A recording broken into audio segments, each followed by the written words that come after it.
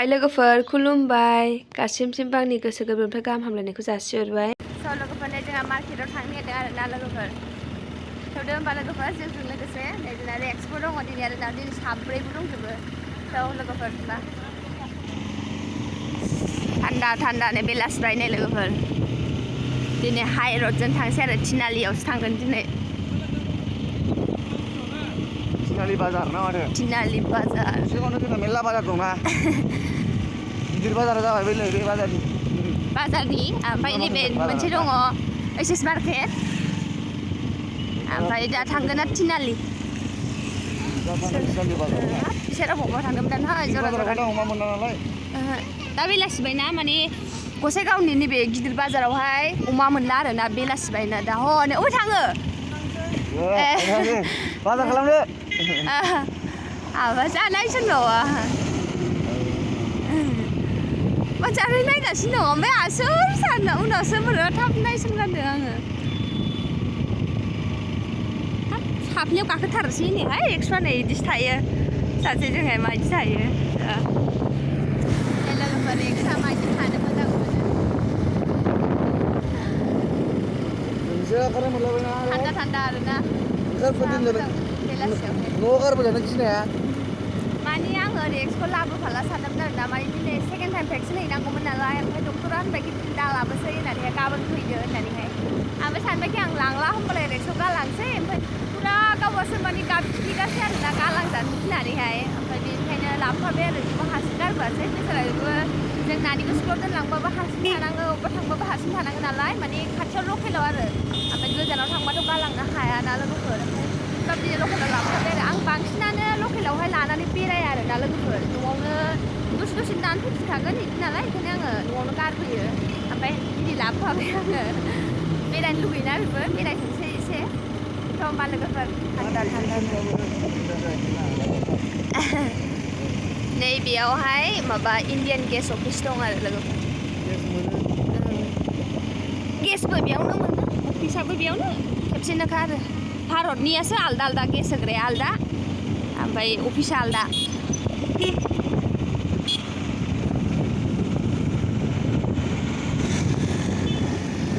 मायदि थांगोनथाय रेक्सा गोलाव गुसु थालाजोब्बाय फाफ्लियावल' थानो मोजां मोनो आरोना लोगोफोर गाहायावसो नायबाबो जाया एकदम माने फाफ्लियाव आखाइ होनो मोना माने सान्थि मोना बियो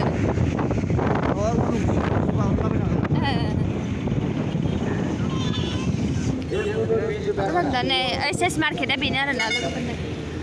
नाइटि बाजारबो होनो बेखौ नामानो मोननाय बेना मोजां जायो आरोना लोगोफोर बेयावबो मार्केटआ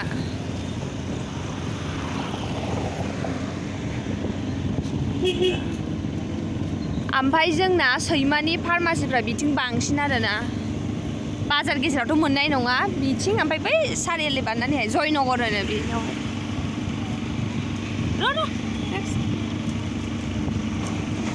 आंखौ लामानो अबेबा देरद्राय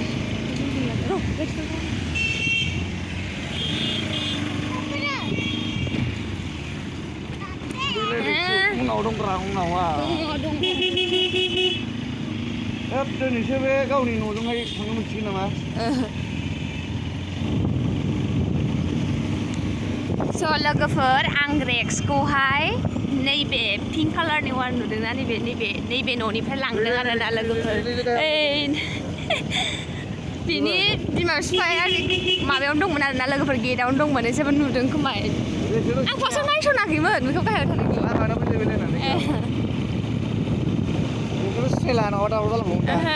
सिनायला बावबायना उन्दैयाव लांनानै बिसोरबो सिनायहराखैब्रा गोजाननिफ्राय गेटआवनो थागासिनो न'आव मानसि दंना गैयामोनथाय दंमोनदां गेटखौ थाला नुवाखैमोनथ' नैबेयो रामकृष्ण मन्दिर आरोना खामानि सोलिगासिनो दं दा नैबेयाव आदसा हिमन्त बिश्व शर्मायाबो फैसा हरदोंनो लोगोफोर बे मन्दिर बानायनायावहाय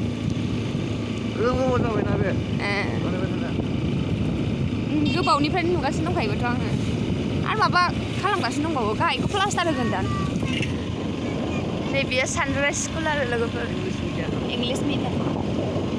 दहाय जे होनदोंमोन ना आं लोगोफोर गेस अफिसा आलदा ओमफ्राय होग्राया आलदा होनदोंमोन ना नैबेयावनो आरोना औ नैयावनो होयो आरोना भारत गेसखौहाय नै लोगोफोर बेयाव लांफैनांगौ ओमफ्राय अफिसा बै थिनालियावसो र' दा देखायगोन आं जेनेबा गोदान ना गोदायाखै ए दङ नै अमा अबे मोजां जागोनथाय अमाया नैबेयो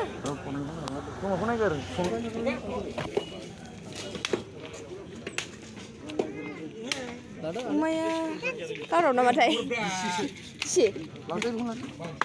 दे लादो बेसेबां लानो आधा केजि बासिदोंनि माइजों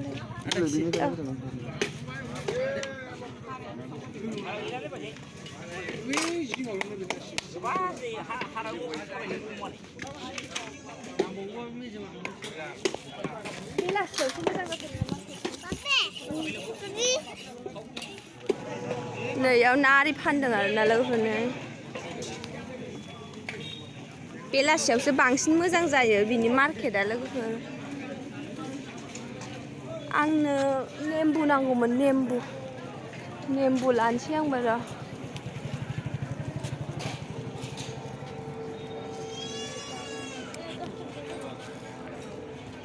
आं अबाव नेम्बु मोनगोनथाय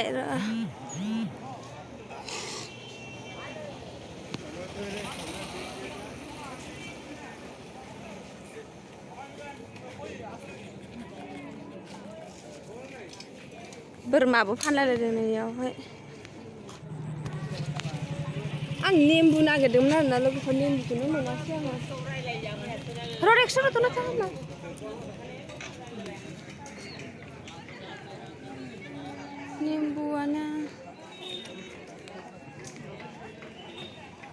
नेम्बुआनो गैया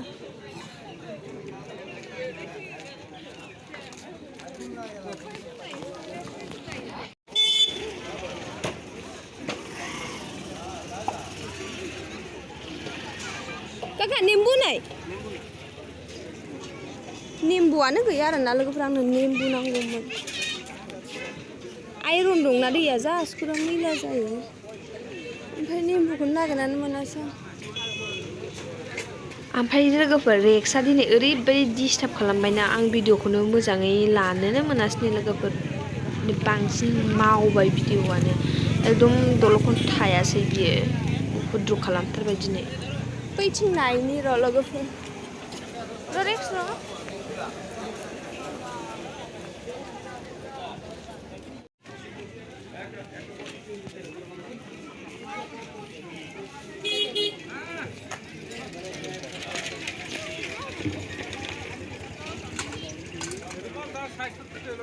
मबाइला खोमसि नुबाय आंना मोनानायखाय काका आरो नेम्बु त नाय ए तसो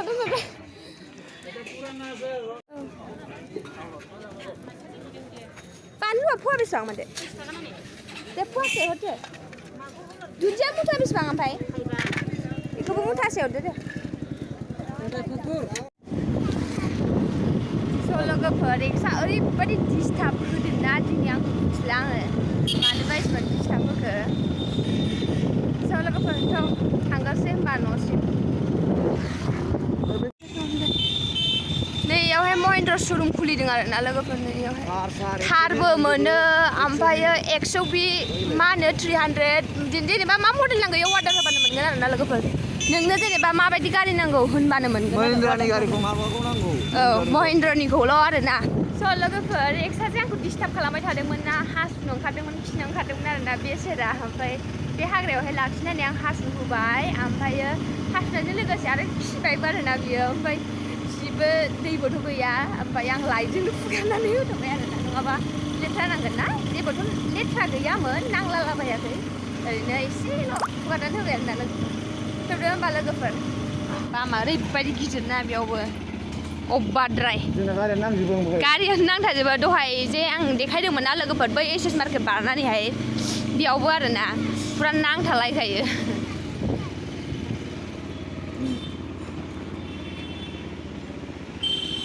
बाजो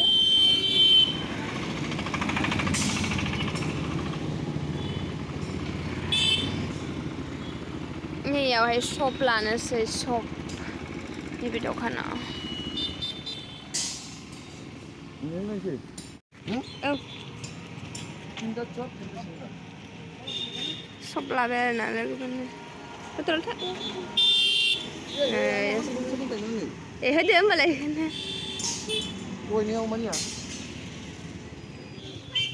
কি বনাইছে এটা পকোড়া ডালের না ডালিনি পকোড়া বানাইदों पक'रा चावमिनबो मोनो सब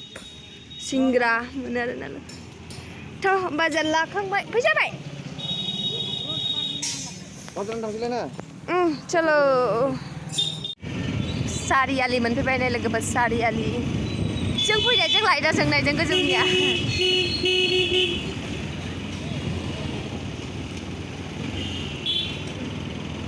चलो नैबिथिं सिद्दा थांबा थाना मोनहैयो आरोना लोगोफोर थाना कलेज थाना मोनहैयो जोंनि गसाइगावनि कलेज सिं मोनहैजोबा पस्ट अफिसफोर बिथिंजायनो दंजोबो आरोना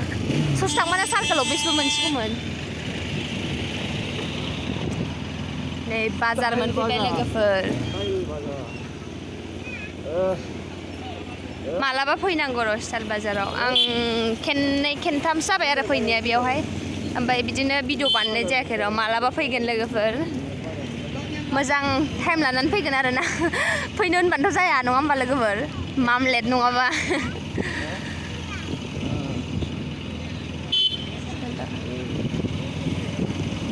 नै राइट साइडथिंजाय दख'ना दखान दं आरोना मोजां मोजां दख'ना फानो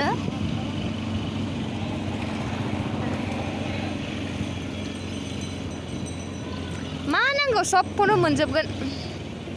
गसाइगाव मार्केटआवहाय सबखौनो मोनजोबगोन आरोना लोगोफोर जोंनि गसाइगावआवहाय नागिरनांगोन आरोना ओमफ्रायो नै ओरैजायहाय बानिया लाइन सना बानिया बे गोजौआव पार्लारफोर दङ दख'ना दखान बैयावहाय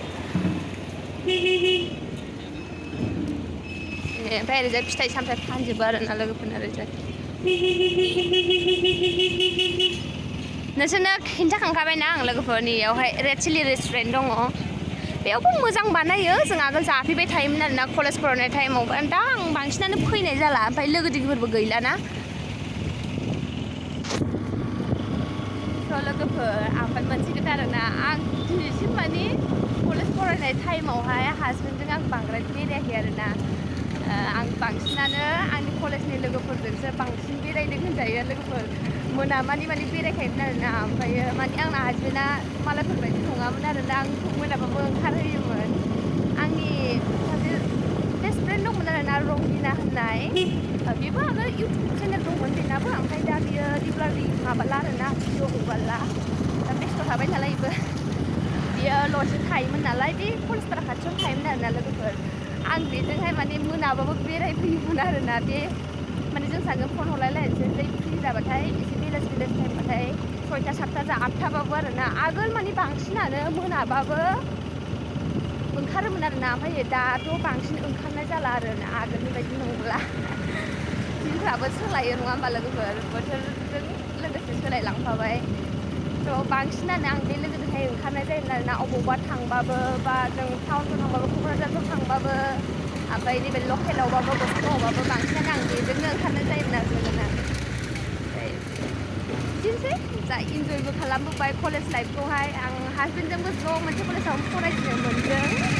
माने आं हासबेन्डफोरा थानानैनो फरायखादोंमोन नालाय लोगोफोर बे समाव हाबा जायाखैमोन कर्टआवहायल' लानानै दोनदोंमोन आरोना लोगोफोर ओमफ्राय मानसिफोर नायोमोन आरोना थ' लोगोफोर मालाबा खोन्थानोसै जोंनि लाभ स्ट'रिखौहाय थ' नोंथांमोना तखन आंखौहाय कमेन्ट खालामनानै खोन्थानो बुंहरो बे समाव खोन्थागोन आरोना दा बेखिनियानोसै थ' दे होमबा लोगोफोर न'आव थांगोरसै सिंग्राया टेबोला बुकिं गोजा जोबो आं थोरसि सुना फोरानदों आरो फोरानाबा माने बे थोरसि दोनग्रानिफ्राय दैया गसरबाय थायोना ओंखायनो आं सुनानै इयाव फोरानना दोनजोब्बाय सिंग्राखौनो जानोसै खोनालाय जायाना आरो गेसावा खयथा जागोन जाग्रोबावबाय नै रायखसा राव बिदा बिनानाव लोगोफोर फैग्रोमोना ड्रेसबो गानस्लायबाव नोंलाय रिएक्सनबो होनांगौ ना बे मोनदिया बेयासो मालाय फिसाइजों ज'जाना मोनदों नोंखौ गलांबाय पियाससो गोलैदों गासैया आंनो बिमाखौ दंनायनि थाखाय बेबो जाहरगासिनो दं दा गोसो उथुल पुथुल जागासिनो दङ राव होगोन दा नोंनोबो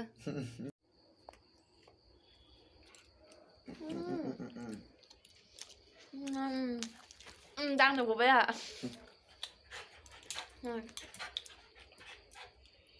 सासेया बाव नै जाबाय आं लाङो जानो मोनला स्कुल जोबनो मोनो जादो र' नोंबो जादो इदि गोथाव जाथारदों आरोना लोगोफोर ज'द बिदिनो ओमफ्राय सब संनायाहा बेबि गोथाव जायो